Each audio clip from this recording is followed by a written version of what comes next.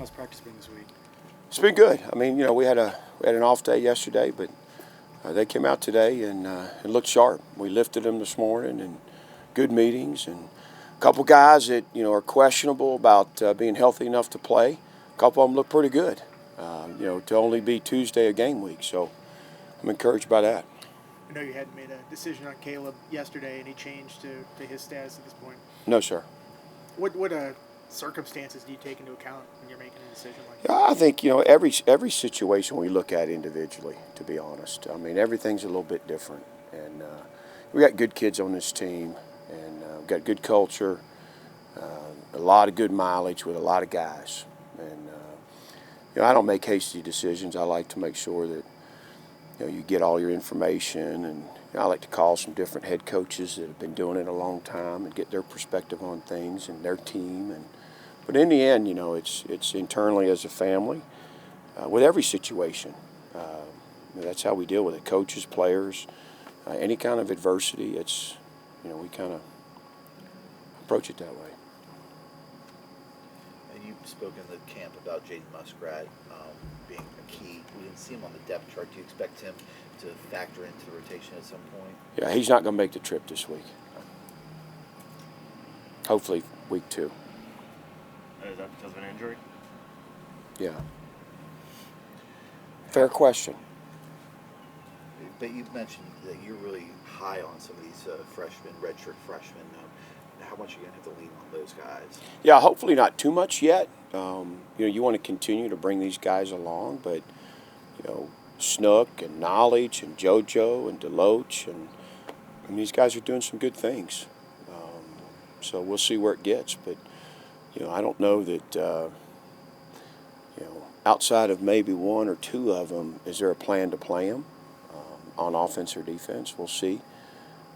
Right now when you get these 4 games in regular season, you want to make sure you use them on those guys, and even if you get a couple games out of a guy early and then hold 2, till later to see what happens, so we're navigating all that. But we got some freshmen that can help us in some areas, and they will over the course of the season. We asked you about Remack yesterday, but on the other side, Laith. What is your comfort level with him? What have you seen from him in camp? Yeah, Laith has done well. He's grown up a ton. His commitment and his seriousness about football has really, it's where it needs to be. So he's getting better at a better rate.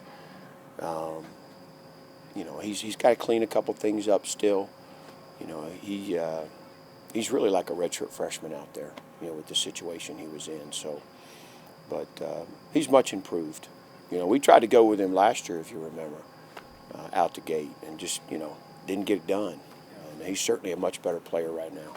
On the depth chart, you have Arius Nash listed as a defensive end. Was that always the plan with him, or is that something that's kind of evolved? That's a great question. He's a tweener, and he was a little undersized to play inside against the run, but his pass rush was nice. I think he's a guy that can move around from week to week based on our needs and who we're playing against. He's smart. He's experienced. He's got a skill set. I think he's going to help us. Dandy and Stevens and Abby are some of these young ends that you guys have kind of recruited and developed.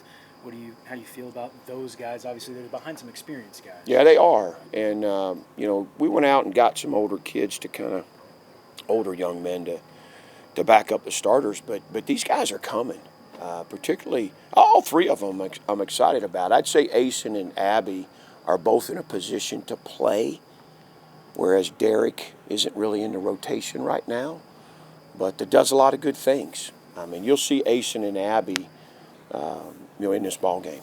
How much did it help that those 2 got reps and many reps last year? That's right. It does help them. Yeah.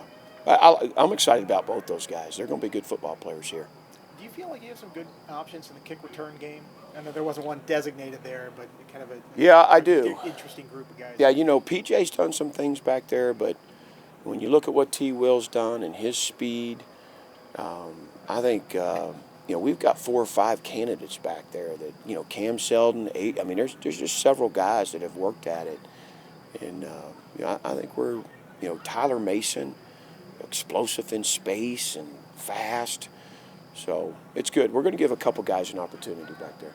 This is a unique atmosphere, NFL stadium, probably pretty loud in a dome. Do you have to do anything during the week to prepare for Yeah, we have. We've played crowd noise a bunch and worked on some cadences and, just being able to handle it. If we know it's going to be loud. If it's louder than expected, we should be ready for that. Are you expecting or hoping a 50-50 crowd, or is That'd be it a little awesome. bit closer to South Carolina than here? Yeah, I think it's a little easier for their fan base than for ours. But I know we'll have a good turnout. Well, special teams, Nick is kind of the only newcomer there, but he's obviously been in the program. What's your feel on him and how he's done in preseason camp? Yeah, Nick has always had a really strong leg and has always impressed us with some boomers. But he's always had that shank about every fourth or fifth kick, And this last 2 mini camps, I had to compliment him because there wasn't a shank. And he hit some really good punts. We're fortunate we got this indoor facility that you can kick in. I mean, you very, very, very, very seldom do we hit the rafters. But he is booming those things. And, it's like you said, he's first-year starter, but he's a veteran. He's been around a long time. And I'm excited for him.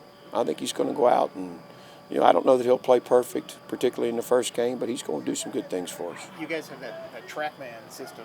Yeah. Now, do you jump in there at all? You kind of leave that to Stu to take a look at. It's like a golf swing almost. Yeah, it's pretty cool. I was very impressed with the presentation from the group that is providing this for us. And the kickers are the ones that came to us first because they've had access to it in camps and different things. They've got buddies in the industry that have it in their program, and so it's been about a month or two that this has been going on. And after I got around it and learned more about it, and it just made really good sense for us. In terms of Nick as the holder, I mean, he's obviously replacing Pete, who did it for a really long time. Been pretty seamless there. Yeah, he's been good. Yeah, Nick's again, he's an older guy. He's got experience and he's a pretty good athlete, to be honest. There's 14 defensive linemen on the depth chart. How many of those guys could we realistically see on Sunday? Hey, man, if we can roll three units out there, we will. I believe in depth on the front and rolling guys and playing dudes up there to keep that first group ready to go. So when you're in that fourth quarter, they can play. We've got the most depth we've had on the defensive line. Isaiah Spencer is one of the guys listed at punt return. What do you like about what he might be able to provide? Yeah, he's gotten better and better this entire camp. Pretty raw when he got here, but a good talent. He's a worker. He's coachable. He wasn't doing a great job early in camp finishing. I don't know if he wasn't taught to do that or he'd catch a ball and he'd kind of glide. He'd come up. He wouldn't turn up. He wouldn't knife. He wouldn't. And, I mean, we talked to him about it for a day or two, and, man, he has fixed it. And now he's one of the guys finishing the best. So he's coachable. He's got really good talent. He's smooth, good ball skills. I like what he's bringing. And, honestly, he's just going to get better and better. He's one of those guys that has still got a ways to go to reach his potential.